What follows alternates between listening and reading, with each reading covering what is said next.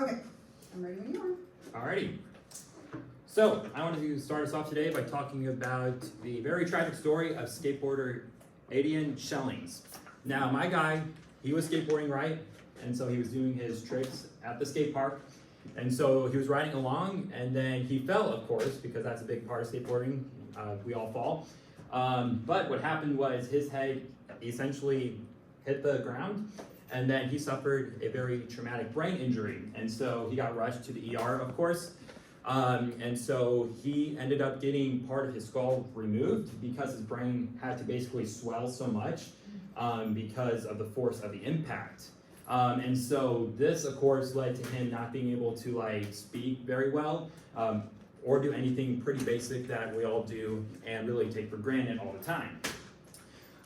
So this leads me into my main claim that the skateboarding community as a whole should enforce the wearing of helmets to help shift the cultural norms from that of a anti-helmet cultural norm to that of a pro-helmet cultural norm.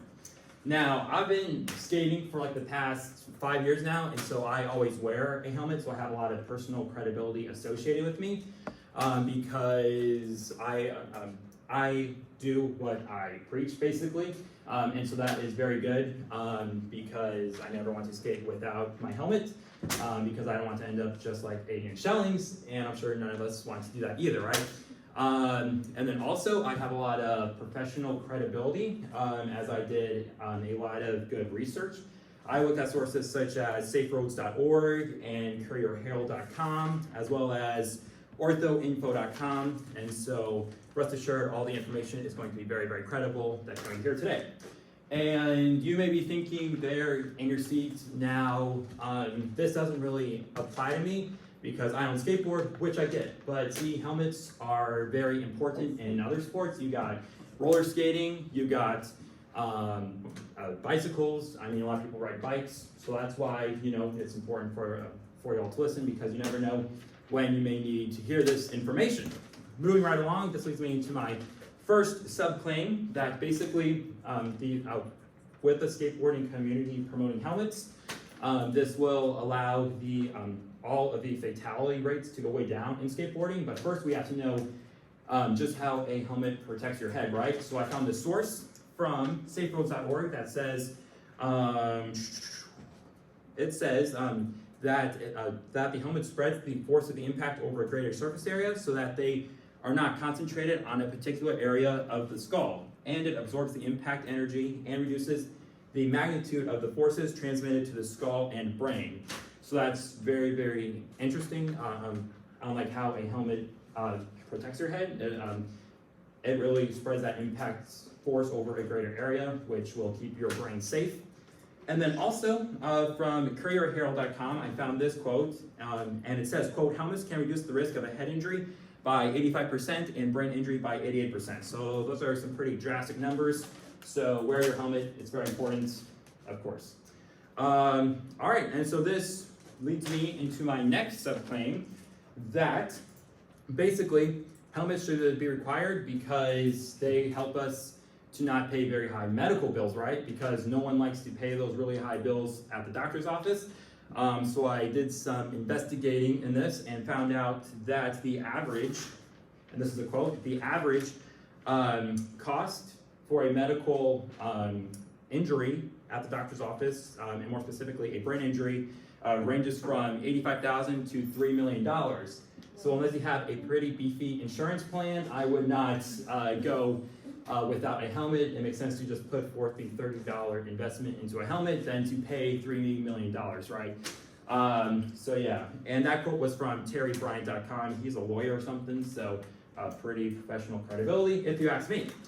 Alrighty, so now some people or even experts may argue that, well, it's not the skateboarding community's responsibility to actually enforce the wearing of helmets, which I disagree with that for two reasons. One, skateboarding is very dangerous, as seen from this quote by orthoinfo.com. It mentions that approximately 70,000 injuries requiring a visit to the emergency department occur every year. So that's a pretty big number. So if we could get some helmets on some of these skaters, well then guess what? that number should go down as they won't have to go to the ER as often. Second of all, we can look at other type of sporting communities out there. We can look at the NFL. I mean, when's the last time you all saw a bunch of NFL players without their helmets? Never, of course. And so that's why, also, just looking at other type of sporting communities out there, we can see that